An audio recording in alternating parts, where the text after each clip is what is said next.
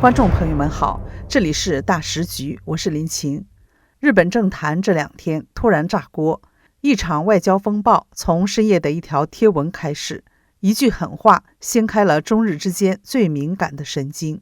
有人说那不是食言，是挑衅；有人更怀疑这已经不是外交事故，而是一次精心放出的讯号。更诡异的是，这场风暴背后牵动的不只是中日关系，连美国、台湾、以色列都卷进来了。短短几天，一个中共外交官让整个印太局势骤变。他到底说了什么？为什么这么一句话会让日本愤怒，美国谴责，北京沉默？今天我们要从这场战狼暴走开始说起，一场正在撕开中共外交假面的大戏。日本首相高市早苗11月7号在众议院表示，如果台湾有事，被认定为存亡危机事态的可能性很高。中共驻日本大阪总领事薛健11月8号深夜在 X 社交平台用日语发文挑衅，宣称那种肮脏的头就应该毫不犹豫斩掉。薛健的贴文附带愤怒表情，迅速在日本网络和政治圈掀起轩然大波。日本民众认为这是威胁高市首相生命的预告，性质极为恶劣。薛健迅速灰溜溜删除了这条贴文。10月10号，日本内阁官房长官木原忍在例行记者会上向中共发出强烈抗议，斥责薛健言论极为不恰当，并警告说，作为中共领馆领事，在日本有过多次不恰当发言记录，强烈要求中共妥善应对。官房长官是日本内阁秘书长和发言人，是日本内阁中仅次于首相的职位。此外，据日媒每日新闻、读卖新闻11月10号报道，外务省亚洲大洋洲局长金井正章在11月9号已经向中共驻日大使馆发出严正抗议。福岛县议员渡边康平在 X 上贴出薛健贴文的截图，直言应视为宣战性言论，并呼吁依照维也纳外交关系公约将薛健列为不受欢迎人物，予以驱逐。长期在国会批评薛健的众议员松原仁也转发贴文，重申曾多次主张将薛健驱逐出境的立场。薛健虽然删除引发日本舆情的贴文，却仍然继续张贴其他激烈的言论，例如台湾有事就是日本有事，是日本部分愚蠢政治家选择的死亡之路，还叫嚣说这是违反作为战败国应该履行的义务，请务必恢复最低限度的理性与守法精神，不要再遭遇如同战败的民族性灭亡。中共驻日大使吴江浩11月10号也在 X 平台继续兜售中共的洗脑说辞，说什么台湾是中共内政，如何解决台湾问题是中国人自己的事，并威胁说企图将日本绑上分裂中国的战车，最终将走上不归其路。中共外交部发言人林健10月10号宣称，日本领导人发表涉台错误言论，性质和影响极其恶劣，中共强烈不满，坚决反对。薛健曾任中共外交部亚洲司副司长，2021年11月出任驻大阪总领事，大使衔，在 X 平台拥有 9.7 万粉丝，素有战狼大使的绰号。美国驻日本大使格拉斯则在 X 批评，指薛健的贴文再次暴露了他的本性。格拉斯写道，他的面具又一次掉下来了，就在几个月前，薛健才拿以色列和纳粹德国相比，如今他又威胁高市首相及日本人民，北京该是时候拿出行动，表现得像是他们口口声声要做的好邻居，而非一次又一次言行不符。中华民国总统府发言人郭雅慧11月10号表示，政府严肃关注中共官员对日本所发出的威胁语句，这样的行为显然已逾越外交礼节。郭雅慧表示，将持续与日本在内的国际盟友持续携手合作，为维护台海与印太区域安全和平稳定持续努力。在台湾的日裔资深媒体人石坂明夫认为，薛健在自媒体上以极端粗暴的语句，完全没有一点外交官应有的理性与克制，也严重损害了中国的国际形象。石坂明夫说，日本民众对此事的反应异常强烈，网络上充斥着愤怒的声音。这不是个人意见，而是中共政府的真实想法。中共外交官对日本首相发出危及生命的威胁，这已经是对主权国家宣战了。这个人在日本已经构成了对日本安全的威胁了。日本内阁官房长官木原忍11月10号明确表示，薛健作为中共外交官，在日本有过多次不良记录。2022年2月24号，薛健在推特用日文写道，从乌克兰问题可得到一大教训，那就是弱者绝对不可以做出向强者找茬的愚蠢行为。即使背后有某处的强者替你撑腰，或约定会支援你也一样。更进一步说，不要火中取栗，为他人利益而冒险。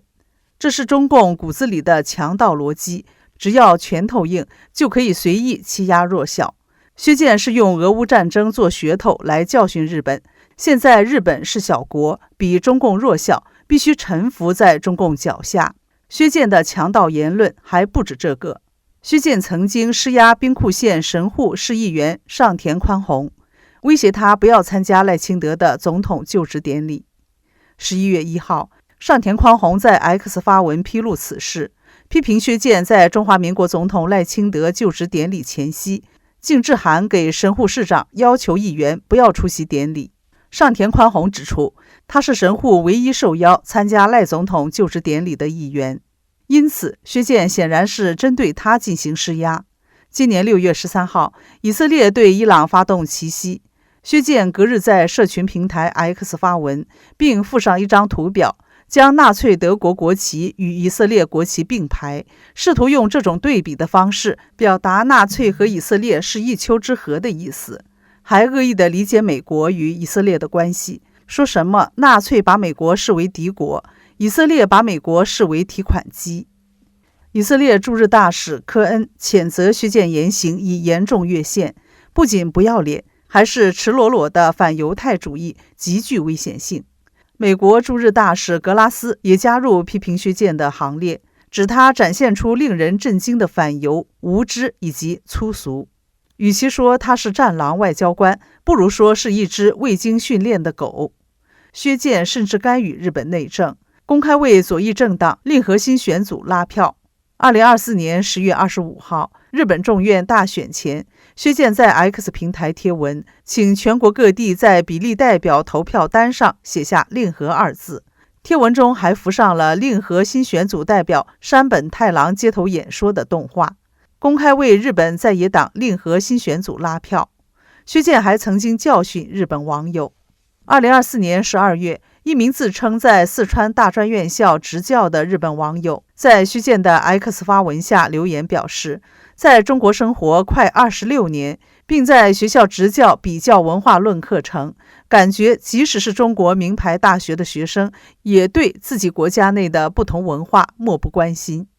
这则留言引发薛健不满，发表长文反击，声称很多日本人，特别是知识分子，就像你一样，在亚洲近邻，特别是中国人面前，总是以高人一等的文明人自居，仅凭自己的一知半解和臆测，对中国内政品头论足，只知道对中国唧唧歪歪，盯着犄角旮旯挑毛病，继续扮演在台下扔臭鸡蛋的角色。薛健却忘记了2个月前他还对日本唧唧歪歪来着。薛健在恶霸与战狼的脸谱之外，还有令人意想不到的另外一面。有报道说 X 上可以看到薛健疑似曾关注瑜伽正妹，当时有不少中国网友留言调侃。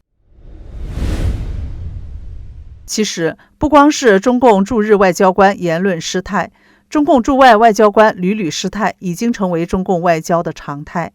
今年10月，中共驻纽西兰大使王小龙致函多位纽国议员，训斥他们出席中华民国国庆酒会。中华民国东海大学中国大陆暨区域发展研究中心副执行长洪普昭11月10号撰文分析认为，中共外交失态是一面镜子，反映出中共正在输出以控制代表沟通，以服从取代尊重的政治语言。洪普昭指出，近几个月以来，中共外交的种种失态并非偶发。而是中共体制逻辑的自然延伸。例如，今年8月，韩国总统特使朴炳熙访中，竟被要求管控韩国国内的反中情绪，采取措施防止言论扩散。对一个民主国家而言，这已经超越外交劝说，简直就是对他国主权与言论自由的干涉。更早之前，以战狼外交闻名的中共驻法大使卢沙野，屡屡以侮辱性语言攻击他国政要，甚至扬言台湾是叛乱政权，要再教育台湾人，粗暴践踏国际惯例，引发法国舆论哗然。中共外交官用命令式口气对待民选政府，并非不懂外交规矩，而是中共的内政模式向国际输出。在国内，中共可以强制媒体晋升，舆论听话；在国外，中共也用命令式要求他国政府如何说话，如何思考。这是中共的思维惯性，是中共体制的投影。在洪普昭看来，在中共政治圈子中，外交官首先是党的干部，然后才是国家的代表。他们被训练的首要任务不是理解他国，而是服从中央。所谓坚定斗争精神，不让中国吃亏的外交口号，其实是内政思维的延伸。中共对内把稳定压倒一切当作信条，对外也以服从北京为基本预设。所以王小龙会训斥纽西兰议员，因为在他的世界里，训斥才是管理的语言。朴炳熙被要求处理反中情绪，因为在中共政治体系里，民意应该被管控。卢沙野可以在欧洲撒野，因为他习惯在一个没有反对声音的体制里讲话。因此，中共这种内政外溢的现象，正是中共外交的制度病灶。外交原本应该是国与国之间的沟通对话，但在中共政治体制下，它被转化为一种外向型的政治表忠。每一位外交官的战狼时刻，其实都是一次公开的政治表演。谁敢更强硬、更激烈，谁就更能向上证明忠诚。外交不再是专业任务，而是一场党内竞演。战狼外交逻辑反射中共外交官的内在心理，一方面是自身的政治和经济利益，另一方面是对中共内部政治的恐惧。一个无法容忍异议的体制，也不可能容忍外部的不同声音。当稳定变成唯一的正确，外交自然也要维稳，不是维持关系，而是维持权威。中共可能以为战狼就能展现自信强国的形象，但结果恰恰相反。纽西兰外长皮特斯那句"我会让他更了解民主的本质"，比任何外交抗议都更具象征意义。民主国家不会被威胁吓到，也不会被说教改变。韩国社会对反中管制的反弹，欧洲舆论对鲁沙野的讥讽，都传递同一讯息：中共的强盗外交只会让自己更孤立。中共是一个连国内民意都不敢面对的政权，怎么懂得与世界平等对话？薛建贴文让中日关系进入剑拔弩张的紧张状态，正是中共对日本不能平等对话的表现。中共对日本的思维还停留在过去。中国学者刘军宁认为，战后的日本几乎是一个凤凰涅槃的过程。二战前的日本思想确实是误入歧途。明治维新前，日本人拥抱了欧洲启蒙思想，包括德国专制主义、军国主义、理性主义、进化论、人权。明治维新之后，日本历史上的这些思想要么没有未来，要么就是法国的启蒙把日本带入了歧途。日本发动并参与第二次世界大战，对周边列国进行侵略，走上了军国主义的道路，最终战败。然而，二战后的日本发生了重大的思想转变，引入了新的思想资源。战后，美国麦克阿瑟将军邀请美国宪法专家来起草日本新宪法。宪法里的很多东西是从英国和美国搬过来的。他把5000年之久的神定秩序原理引进日本，这是神定秩序原理在远东的杰作。麦克阿瑟发现，如果废除天皇，日本就会出现一个巨大的真空。一旦真空出现，就会有不确定的力量来填补。如果不是自己阵营的力量来填补，可能会有更坏的后果。所以他决定保留天皇制度。麦克阿瑟给自己的标签是上主的尖兵。他是职业军人、保守主义者、共和党人，虔诚信仰上主。他的信条是上主保佑美国。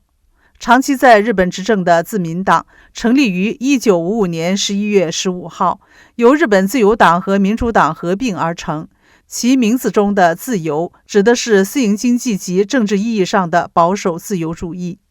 自民党主张立足民主政治理念，维护自由经济体制，修改和平宪法，坚持日美安保体制，增强自主防卫力量，并强调以日美同盟为基轴，积极拓展外交布局。自民党长期执政奠定了日本保守主义基调。日本战后首相吉田茂的根本立场是与美国充分合作，把安全交给美国。日美合作是日本外交的基石，站在美国一边，表面上是站在美国的利益一边，实际上是站在美国的价值观一边。所以要了解现在的日本，就要了解美国的建国精神，了解美国的价值观。也因为这个，川普总统与高市早苗首相一见如故，相谈甚欢。这里是大时局，感谢您的陪伴与思考，请订阅、分享并打开小铃铛，一起在动荡中坚守真相，在黑暗中点燃希望。